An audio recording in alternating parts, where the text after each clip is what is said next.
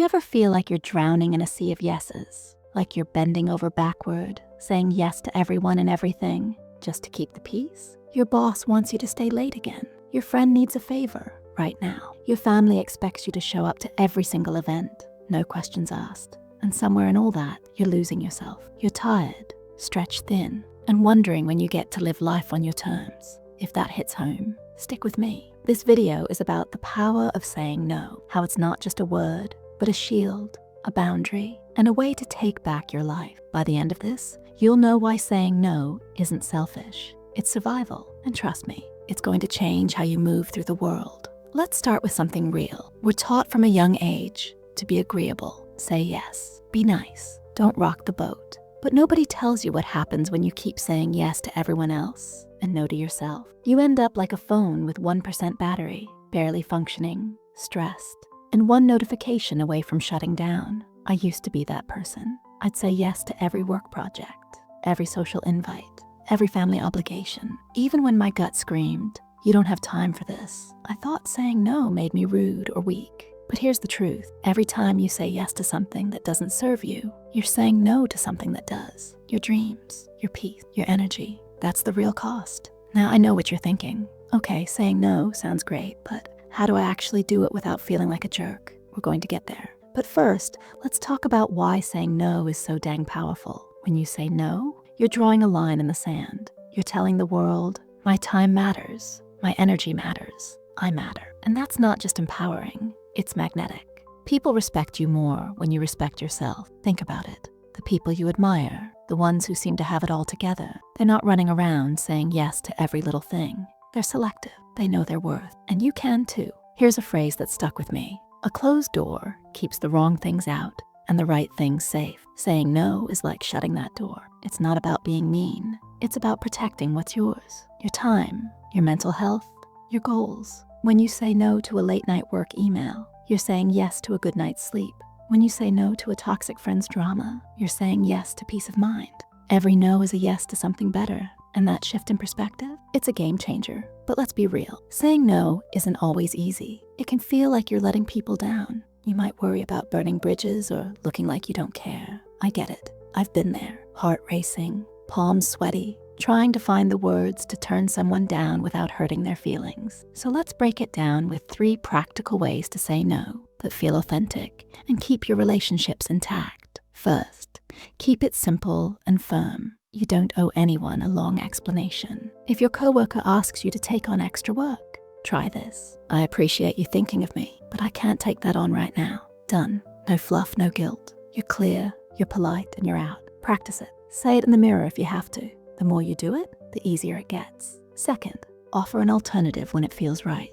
This works great for friends or family. Say your cousin wants you to help plan their wedding, but you're swamped. You could say, "I'm stretched thin right now, but I'd love to help by recommending some vendors I know." You're still showing support without overloading yourself. It's a win-win. Third, buy yourself time if you're caught off guard. Sometimes people hit you with a request, and you freeze. Instead of blurting out a yes, say, "Let me check my schedule and get back to you." That gives you space to think it over and respond on your terms. It's like hitting pause on the pressure. Now here's where it gets deep. Saying no isn't just about turning down requests. It's about reclaiming your life from the things that weigh you down. We live in a world that glorifies hustle. Social media makes it look like everyone's out there grinding 24/7, saying yes to every opportunity. But here's a truth that cuts through the noise. You don't have to chase every spark to light up your life. The most successful people aren't the ones who say yes to everything. They're the ones who say no to what doesn't align with their purpose. They focus, they prioritize, and that's what makes them shine.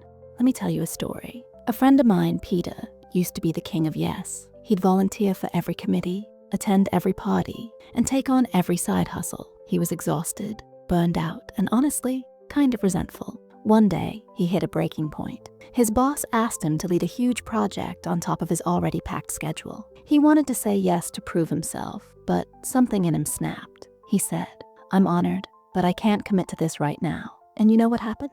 His boss respected him more. Peter started saying no more often, and suddenly, he had time for the things he loved. Painting, hiking, just breathing. He told me, saying no gave me my life back. That's the power we're talking about. Now let's address the elephant in the room, guilt. For a lot of us, saying no feels like we're failing someone. But here's the thing. Guilt is a signal, not a sentence. It's okay to feel it, but don't let it run the show. Ask yourself, am I saying yes because I want to, or because I'm afraid of what'll happen if I don't?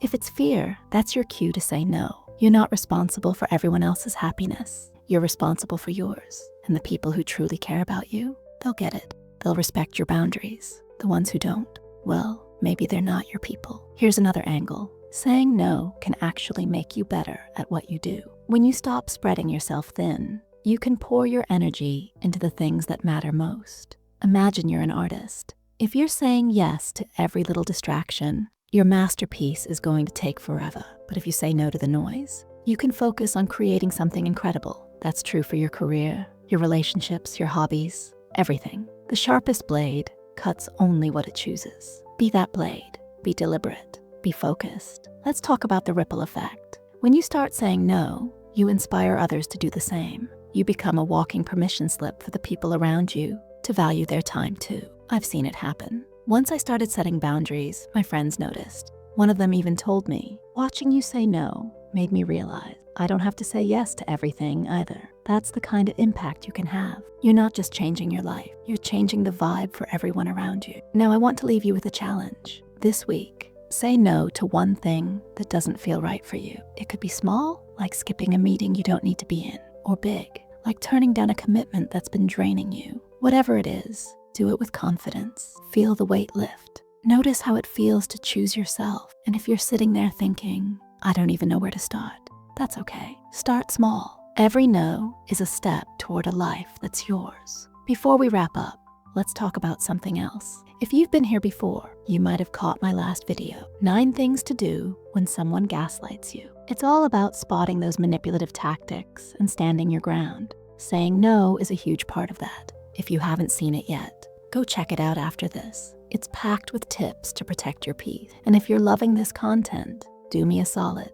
Hit that subscribe button, give this video a like, and tap the bell so you don't miss a thing. Your support keeps this channel going, and I read every single comment, so drop one below. Tell me, what's one thing you're ready to say no to? Let's start a conversation. Thanks for hanging out with me today. Remember, saying no isn't about closing doors. It's about opening the right ones. You've got this. I'll see you in the next